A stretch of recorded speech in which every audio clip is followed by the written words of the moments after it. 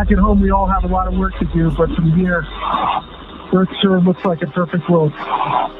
L'homme qui sort lentement sa tête dans le vide intersidéral qui l'entoure n'est pas un astronaute chevronné. Il s'appelle Jared Isaacman, il a alors 41 ans, et s'il se trouve dans l'espace à ce moment-là, c'est parce qu'il est milliardaire. En sortant de la capsule qu'il abrite, équipée de sa combinaison SpaceX en test, il réalise une chose inédite dans l'histoire de l'espace, rien que ça, Jared Isaacman devient le premier touriste à réaliser une sortie spatiale. Ces dernières années, on voit à intervalles réguliers des gens riches ou célèbres ou les deux s'envoler pour l'espace, passer 3 à 4 minutes en apesanteur et redescendre tranquillement sur Terre.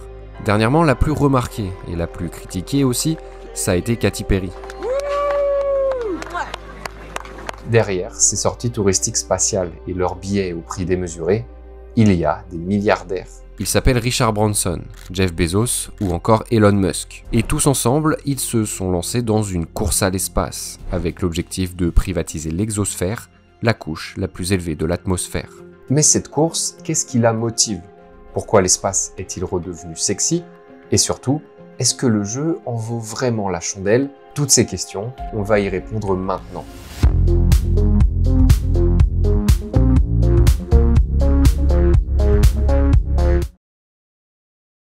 One small step for man,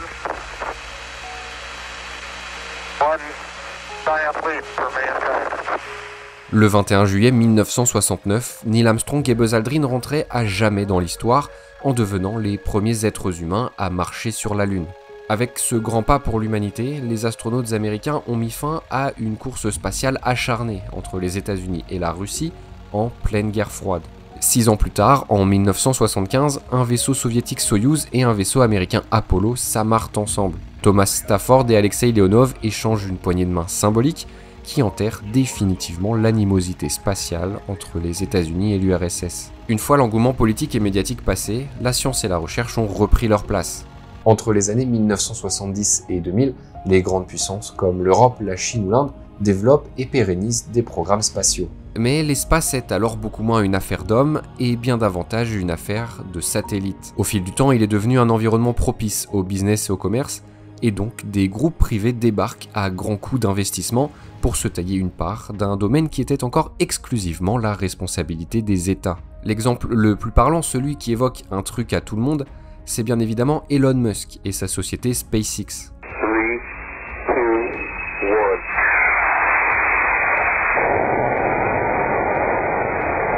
L'objectif du milliardaire avec sa compagnie est de construire des lanceurs réutilisables pour minimiser les coûts de mise en orbite et donc ouvrir l'espace aux civils. Avec SpaceX, Elon Musk veut créer une chose inexistante et alors inenvisageable, le tourisme spatial. Dans son sillage, d'autres milliardaires flairent l'opportunité et se lancent dans le vide.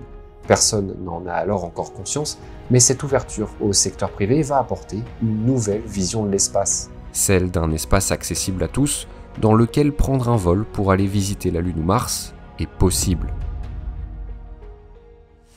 Ok, pause. Avant de rentrer dans le détail des enjeux de cette nouvelle course à l'espace, il faut que je vous parle d'une personne qu'on a tendance à oublier, Dennis Tito.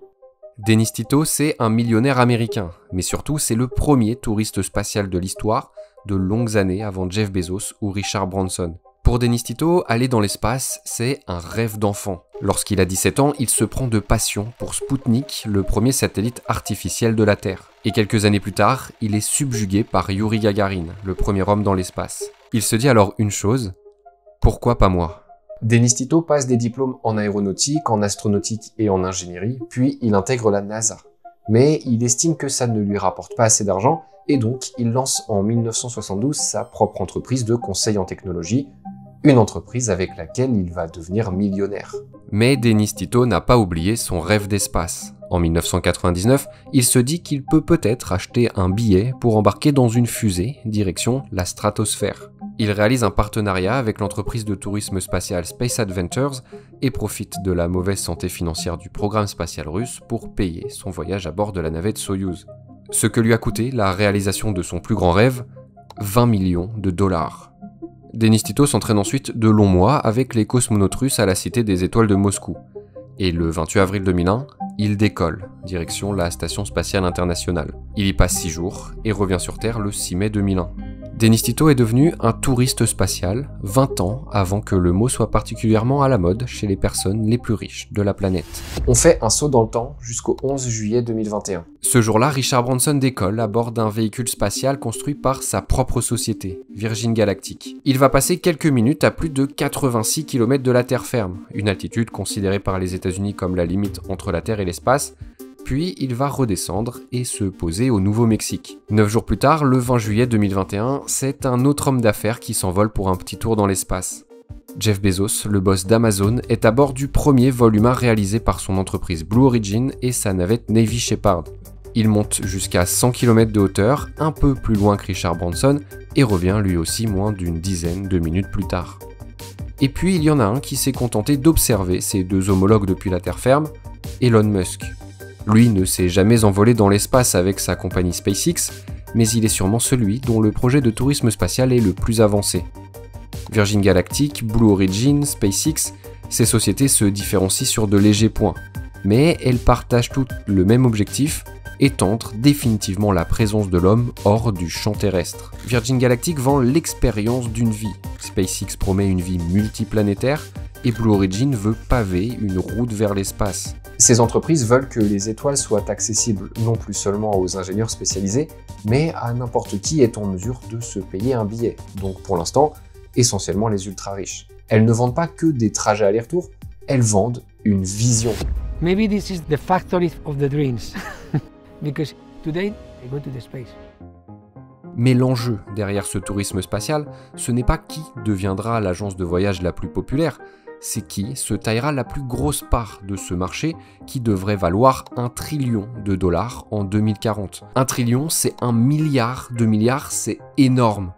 À la fin, le mantra c'est celui-là, qui domine l'espace, pourrait bien dominer le monde. Pour y arriver, ce que cherchent à faire SpaceX, Blue Origin ou Virgin Galactic, c'est minimiser un maximum les coûts. Pendant des années, ils ont travaillé au développement de fusées réutilisables pour économiser le plus possible, et ça a marché. En 1970, envoyer un seul kilo dans l'orbite basse de la Terre coûtait au moins $5000. Aujourd'hui, SpaceX y parvient pour $1500 et promet qu'elle peut le faire pour moins de 1000. Le truc, c'est que ce prix est valable pour de l'orbite basse, mais l'objectif, c'est d'aller beaucoup plus loin. Et pour y parvenir, il faut de l'argent, beaucoup d'argent. Les agences spatiales comme la NASA ou l'ESA peuvent historiquement compter sur le financement des États qui les soutiennent. Mais les sociétés privées, elles, n'ont pas ce genre d'aide, et si elles veulent parvenir à leur objectif, elles doivent mettre en place un business plan. En 2002, Elon Musk lance SpaceX en investissant une centaine de millions de dollars. L'objectif est alors très simple, il veut réduire les coûts des navettes au maximum pour permettre à n'importe qui d'aller dans l'espace. Plus tard, il commence même à afficher l'ambition de conquérir Mars. Le truc, c'est qu'avec 100 millions, quand faire décoller juste une fusée coûte le quadruple, on peut pas aller très loin. Alors Elon Musk va faire une chose qui va lui permettre de littéralement faire décoller SpaceX. Il va gratter à peu près tous les contrats et financements gouvernementaux qu'il peut. Au fil des années, Musk a reçu 38 milliards de dollars en prêts, subventions, crédits d'impôt et contrats gouvernementaux, dont la majeure partie sert uniquement au développement des activités de SpaceX. Le milliardaire serait en plus sur le point de récupérer presque 12 milliards supplémentaires via d'autres contrats, notamment avec la NASA directement. Cette capacité à attirer l'argent public à soi, elle a même époustouflé Jeff Bezos, qui avait déclaré en 2016 que le vrai pouvoir d'Elon Musk est d'obtenir de l'argent du gouvernement. Aujourd'hui, SpaceX peut aussi s'appuyer sur Starlink, son service internet par satellite qui a rapporté plus de 9 milliards de dollars en 2024, ce qui lui permet d'être bien plus solide et de s'appuyer de moins en moins sur les contrats publics. Maintenant, comment fait Jeff Bezos pour résister face à ça ? Lui qui a lancé Blue Origin en 2000, 2 ans avant SpaceX, avance plus lentement et dans une plus grande discrétion. Chaque année, il vend $1 milliard d'actions Amazon pour financer directement sa compagnie. Et il ne vise pas Mars, mais l'univers en entier. Inspiré par l'auteur de science-fiction Gérard O'Neill, il veut créer des colonies spatiales. Il souhaite envoyer l'humanité dans l'espace et adorerait voir 1 trillion d'êtres humains vivre dans le système solaire. C'est pourquoi, en plus des fusées réutilisables, Blue Origin a lancé d'autres projets. Il y a Blue Ring, une plateforme consacrée à des missions de logistique, de transport de marchandises et de communication. La société construit aussi une station spatiale privée en prévision de la fin de l'ISS en 2030 et elle travaille à l'exploitation des ressources de la Lune avec la technologie Blue Alchemist qui doit permettre de fabriquer des panneaux solaires grâce à la poussière et à la roche lunaire. Les milliardaires ont progressivement supplanté la NASA, la faisant passer d'opérateur à client. Et s'ils y sont parvenus, c'est aussi grâce à l'absence de contrôle du gouvernement américain qui n'a pas régulé pour ne pas freiner l'innovation. Mais la position et l'ambition affichées par Elon Musk et Jeff Bezos soulèvent forcément des questions. D'abord, est-ce que tout ça tient la route sur le long terme? Le secteur est dans une immense difficulté économique. Les vols sont très coûteux et les prix des billets oscillent entre 450 000 et plusieurs millions de dollars. Il n'y a au final que peu de personnes dans le monde qui peuvent se permettre un vol spatial et le secteur est encore très loin de la rentabilité. C'est aussi pour ça que les sociétés privées cherchent à tout prix des financements publics, parce que sans ça, elles sombrent. Prenons l'exemple de Richard Branson et Virgin Galactic. En 2021, en devenant le premier milliardaire dans l'espace, il avait fait office de pionnier. Mais 3 ans plus tard, la compagnie n'a réalisé que 12 vols spatiaux. Fin 2023, elle a licencié 185 personnes, soit près de 20% de ses effectifs. Et elle est désormais en pause pendant encore 1 an. Ensuite, est-ce que l'environnement s'en remettra? C'est la plus grosse critique à laquelle fait face le tourisme spatial. Il a un impact absolument désastreux sur le climat. Un vol complet de la fusée Falcon 9 de SpaceX émettrait 1150 tonnes de CO2, soit l'équivalent de 638 ans d'émissions d'une voiture qui parcourt 15 000 km par an. Katy Perry, en passant 11 minutes dans l'espace, est responsable de 15,5 tonnes de CO2. En 11 minutes, elle a émis autant qu'un Français en 1 an et demi. Pourtant, les milliardaires qui nous vendent un futur dans l'espace expliquent le faire aussi pour l'environnement. Elon Musk veut faire de Mars une planète B en alternative à notre planète A, la Terre, qui pourrait devenir invivable. Et pour Jeff Bezos, envoyer l'humanité dans l'espace permettrait de rendre à notre planète bleue sa beauté immaculée. Elle deviendrait alors une destination de vacances sur laquelle on ne se rendrait que quelques semaines par an. Mais dans le fond, est-ce que les humains ont vraiment envie d'aller dans l'espace? Les conditions de vie y sont bien plus dures que sur Terre. La nourriture, la chaleur, l'air, absolument tout y est différent. Il y a aussi plein d'inconnus sur comment articuler sa vie dans l'espace dans un scénario où l'on partirait tous y vivre. Quelle loi appliquer? La reproduction de notre espèce y est-elle possible? Ou encore quel impact psychologique aurait sur l'homme un départ définitif de la Terre? Les nouveaux visages de la conquête spatiale n'ont aucune réponse à apporter à ces questions. Mais ça ne les empêche pas de rêver à envoyer l'humanité loin de sa planète d'origine pour construire une nouvelle civilisation qui répondrait potentiellement aux règles que eux auront établies. Au final, peut-être que très bientôt, dans l'espace, quelqu'un vous entendra crier. C'est la fin de cette vidéo, merci beaucoup de l'avoir regardée jusqu'au bout et j'espère qu'elle vous a plu. Si jamais c'est le cas, n'hésitez pas à la liker et à vous abonner pour soutenir mon travail et pour ne rien rater de mes prochaines publications. Vous pouvez aussi me suivre sur mes autres réseaux sociaux, Instagram et TikTok principalement. Et si jamais vous découvrez ma chaîne, n'hésitez pas à aller regarder les autres vidéos que j'ai déjà publiées, je suis sûr qu'elles peuvent vous intéresser.